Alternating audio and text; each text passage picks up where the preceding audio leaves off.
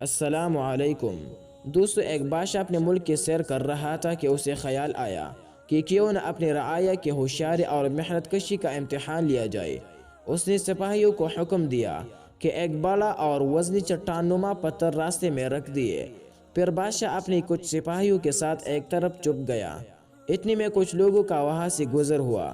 پتھر دیکھ کر چند گالیاں نکالنے لگے تو کچھ بادشاہ کے نظام کو کوسنے لگے۔ تھوڑی دیر باتیں کرنے کے بعد کاہلوں نے پتھر کی اطراف سے اپنا سامان گزار لیا اور خود بھی اس کے باعث سمت سے نکل لیے۔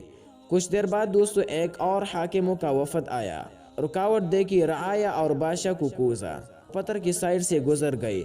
اب ایک کسان کا ادھر سے گزر ہوا۔ اس نے اتنا بڑا پتھر دیکھا تو اپنا سامان ایک طرف رکھا اور لگا خوب زور لگانے۔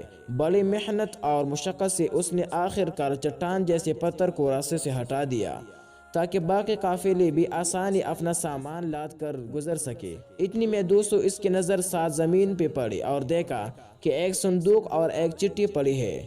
اس نے صندوق کو کھول کر دیکھا تو سونا چاندی سے بھرا ہوا تھا اور اس نے چٹھی پڑھی۔ اس میں لکھا تھا، جو بھی یہ پتھر راستے سے ہٹائے گا یہ صندوق اس کا۔ بادشاہ دوستو دراصل رعایا کو یہ سبق سکھا رہا تھا کہ اکثر جس مشکل کو ہم رکاوٹ سمجھ لیتے ہیں وہ حقیقت میں ایک سنہری موقع ہوتا ہے۔